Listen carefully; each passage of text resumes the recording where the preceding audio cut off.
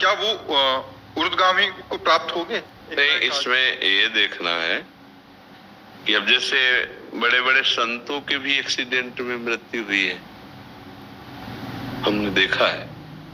पूज्य बक्सर के मामा जी नाम के बहुत बड़े संत थे, वो जा रहे थे कथा करने, बरसाने पहले दर्शन किए श्री जी के, सामने से एक ट्रक ने ऐसी तो बस राधा पधार गए। तो अब इनकी कोई आत्मा को अशांति थोड़ी है, तो भगवान के पार्षद है, भगवान में गए, समझ गए। अब जो पापाचरण कर रहा है तो शरीर छूटने के बाद उसको वैसी गति मिलेगी। खास बात मृत्यु कैसे हुई इससे मतलब नहीं है, खास बात है उसने जीवन कैसा व्यतीत किया, इससे है। जैसे पूज्यपाद श्री उड़िया बाबा जी महाराज इतने बड़े सिद्ध संत, और अंतिम दशा होती कि गड़ासा से नहीं, वो एक पागल आदमी विकसित आदमी कई गड़ा से ऐसे और उससे, तो अब क्या अधोगति होगी क्या? अरे वो तो जीते जी ब्रह्म पद प्राप्त महापुरुष है, समझ रहे ना। मृत्यु की घटना से किसी के परिणाम को नहीं जोड़ा जा सकता, उसके जीवन से परिणाम को जोड़ा जाता है। उसका जीवन कैसा था?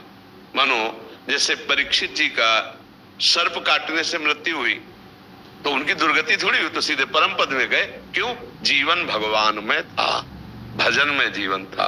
अब जैसे कोई बहुत पापात्मा पाप कर्म कर रहा है, तो देखा गया कोई कष्ट नहीं, बहुत आराम से मृत्यु हो गई, बहुत आराम से मृत्यु। हमने देखा है कि कोई बीमार नहीं रहे, ऐसे दिल फेल हुआ 2 मिनट में चले गए। एक आदमी पाप करता है, जुकाम नहीं होता है, खूब चौड़ी छाती करके खूब घूम रहा है। एक आदमी बड़े धर्म से भजन कर रहा है और जीवन उसका बड़ा दुख में देखा गया। अब इसी रहस्य को जान रहा है, वो पाप कर्म कर रहा है तो उसके पुण्य खर्चा हो रहे हैं, सिद्धांत है।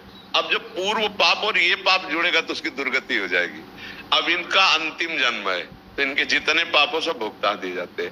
अंतिम परिणाम जाना जाता है जीवन की धारा से, तुम्हारी जीवन की धारा कैसी रही। अब जैसे एक आदमी है, अचानक बैठा हुआ, दीवार गिरी, मर गया, उसे आप अकाल मृत्यु कहेंगे, लेकिन अब उसने जीवन कैसा व्यतीत किया है? अगर जीवन भजन में व्यतीत किया तो भगवान को प्राप्त होगा, और जीवन गंदा व्यतीत किया है तो उसके गंदे आचरणों के कारण उसका जीवन का परिणाम। केवल मृत्यु की घटना से कोई उन्नति या उन्नति का विषय नहीं होता, उसके पूरे जीवन से तारतम्य जोड़ा जाता है। मृत्यु की घटना तो पहले से निश्चित हो चुकी होती है, हम जिसे अकाल मृत्यु कहते हैं वो भी निश्चित हो चुकी होती है। भाई जैसे हमारे पाप बहुत बढ़ गए तो भरी जवानी में हमारी मृत्यु होनी है, एक्सीडेंट से होनी है, कैसे होनी हो पहले से निश्चित हो गया। पूरा काल व्यतीत होकर के बुढ़ापे में मृत्यु होती तो बाल, अब जवानी में मर गया तो उसे अकाल मृत्यु कहेंगे। अब उतने में उसने क्या आचरण किया है? अगर वो सतधर्म किया, माता पिता की सेवा की, भजन किया और फिर मृत्यु हो जाती तो उसका कल्याण हो जाएगा। अब उसने पापाचरण किए, मनमानी धर्म विरुद्ध आचरण किए, तो चाहे वो गंगा में मरे वो नरक ही जाएगा, उसकी दुर्गति ही होगी। बात समझे? वो स्वामी तुलसीदास जी कह रहे, राम राम राम जी जोलो तीर बिन नीर दुख पाइए सुरतर तरे तो दारिद। इसीलिए हम कहते हैं राधा राधा राधा राधा राधा जपो।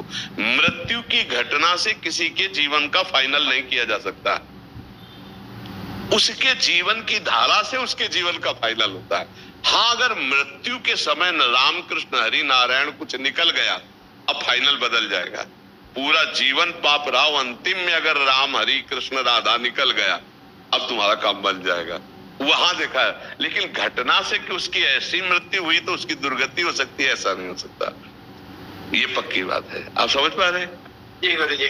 बहुत, अब बिटिया थी मेरी, 2 बेटी थी, 23-24 साल की, बहू थी 29 साल की, 1.5 साल की पोती थी। 7 साल हो गए, मन व्यतीत रहता है। हाँ, क्योंकि अपनापन होता है ना परिवार से। तो अब देखो, इसका हम रोज घोषणा करते हैं एक बार सत्संग में, इस लोक का नाम याद कर लो, क्या है? मृत्यु लोग, यहाँ सबको मरना पड़ेगा भैया। लेकिन गुरु जी 2011 में मेरा ऐसा संयोग बना कि कैलाश मानसरोवर जाने का मेरा, तो मेरी बिटिया जो है बोलती, पापा आप जाओ कैलाश मानसरोवर। देखो, मैं दुकान संभालूंगी। हमारा केवल वो व्यवहार में बहुत आगे बढ़ना होता है। हमारा केवल इतना कहना है कि देखो, जिस समय, जिस सेकंड में, जिस मिनट में जहां मृत्यु हमारी होनी है वहां होनी है। वो हमारे कोई प्रियजन बनकर जो आते हैं वो अपने कर्मों का भोग भोगने आते हैं और हमको भुगाने आते हैं। जैसे आप कह रहे हो 7 साल से मैं दुखी हूं, तो दुखाई तो दे के गए ना, वो अपने कर्मों को भोग करके गए और हम उनके चिंतन में दुखी हूं। अध्यात्म यही बल देता है कि उनके चिंतन को त्यागो, हरि चिंतन में लगो। ये ठगबाजी करने के लिए माया सब चरित्र रचती, न तो कोई तुम्हारा पुत्र है न कोई तुम्हारी पुत्री, एक सच्चिदानंद भगवान ही ये नाटक कर रहे। अब अपने को संभाल लो और खूब नाम जप करो और किसी के प्रति रो मत, अब प्रभु के लिए रो, हे नाथ अब तो कृपा कर लो, ये मेरा जन्म अब आपकी प्राप्ति के लिए हो जाए। हाँ, कोई तुम्हारा नहीं। देखो, हम एक तुमको कथा सुनाते हैं। एक चित्रकेतु नाम के राजा, भागवत में कथा आती है। चित्रकेतु नाम के राजा थे, उनकी बहुत सी रानियां थी और एक भी पुत्र नहीं थे, तो वो बहुत उदास रहते थे। तो देवर्षि नारद जी और अंगिरा जी, भागवत की कथा है, देवर्षि नारद जी अंगिरा जी गए, उनको समझाने गए थे कि तुम धर्मात्मा राजा हो, उदास मत हो पुत्र के लिए। तो उन्होंने जाकर के जब समझाने की कोशिश की तो उन्होंने कहा हमको इस समय ज्ञान नहीं, हमें पुत्र चाहिए, यदि हम पर कृपा करने आए हो तो हमें पुत्र दो।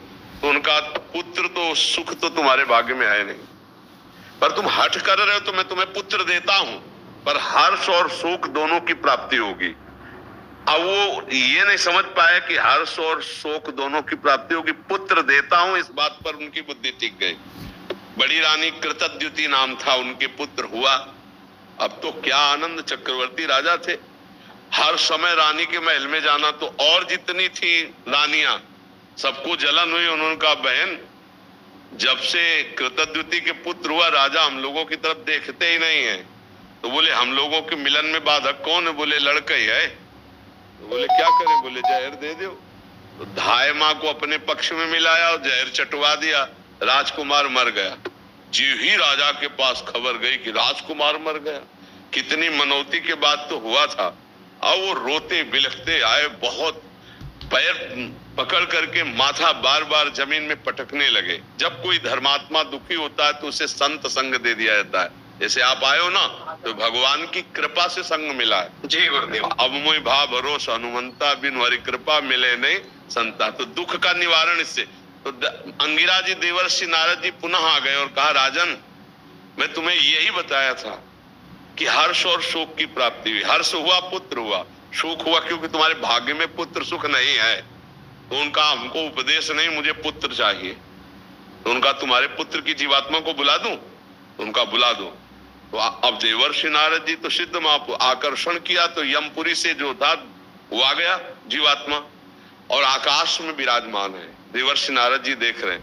कहा देखो बच्चा, तुम्हारे पिताजी कितना रो रहे हैं, तुम इस शरीर में आ जाओ, हम आदेश करते।